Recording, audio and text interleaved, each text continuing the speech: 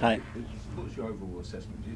Bearing in mind you played an hour against 10 men, is it a game you should have won? Do you view it as a point game? How do you do it? Yeah, well, first of all, I think it was a really proper London derby, really intense. You could sense from the beginning that every duel, every action has something on it.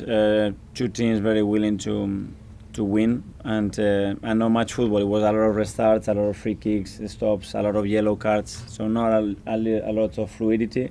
But after the sending off of Caicedo, obviously we wanted to settle the game. We didn't manage to do that. We had more yellow cards. We had 4 yellow cards.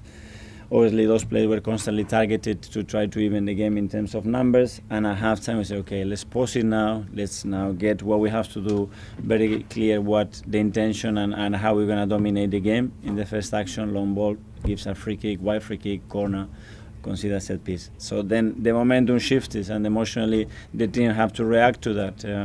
We managed to get some good spells without having too much momentum, score a great goal.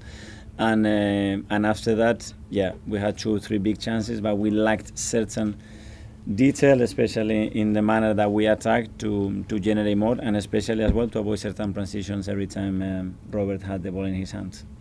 Alex from the BBC. Hi, Miguel. Could that be important for your team going through the season, a type of game where your players learn, like Christian Mosquera, Ricardo Calafiori having to play in the back line without Gabriel and Saliba having to maybe lead the defence? Yeah, well, it's been a big week, starting with the derby, how emotional and the necessity that we and the intention we have to win it, then to play Bayern Munich 3 days later.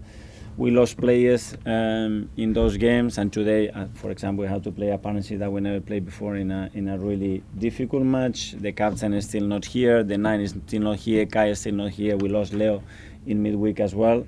But the team had to react to that, and I think overall it's been a really positive week because the difficulty was immense. But I have this flavor that today we should have and we could have won the game, and we haven't, and that's a learning point from it. Matt, take off. Mikael, just on that, picking up that theme of the week, do you feel there were sort of some tired minds and bodies out there today? Well, we played every 2.5 days. Today we had 1 less day than Chelsea to prepare that, and on top of that, we lost players. But is the schedule now? We're gonna have to play Wednesday for sure, and every 3 days. So yeah, it drags you on. It was a lot at stake, and there were 2 very, very in-depth matches. But that's the beauty of it as well. Not many clubs had the opportunity this week to play the games that we have played, and I'm extremely proud of the team. Say James, CBS. Mikael, what does it say about your team, what they could go on to achieve, that they can come to a place like Stamford Bridge, probably play a little bit below their collective level and still feel disappointed not to have won?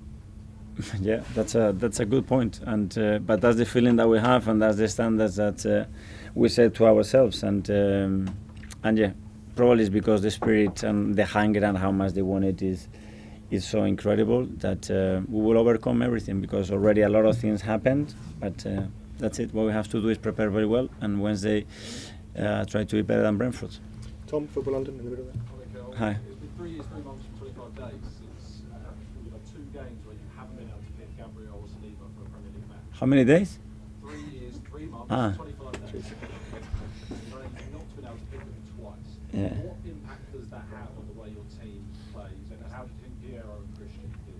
Yeah, well, it's been a headache because obviously we have to have a lot of options and changes in the last few months for different reasons.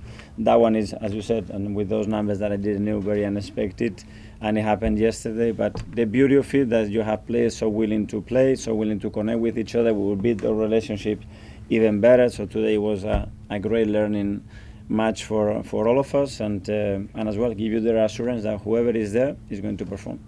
Last couple, Martin. There's been a view, I think, across football, looking at your squad, that you have the deepest, strongest squad in the league. Today, that depth was tested.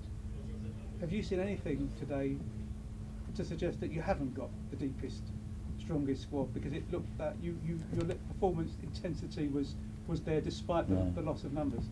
Yeah, well, to be fair, it's been tested since the pre-season because we lost 6-7 players constantly out of the squad. But I have no doubts, as I said, with the quality that we have, and especially with the mentality that every player have. And finally, Nick from Haters. Hi, Mikael. Without Gabriel and William Saliba, you're obviously quite a different team. How long do you think you'll be without Saliba, and can you go back? I don't know. I think he's got another test tomorrow, really, to see the extent of that feeling, that sensation that he had, and we will know more with Gavi still some weeks to go. Okay, guys. Thanks a lot. Thank you. Okay, guys.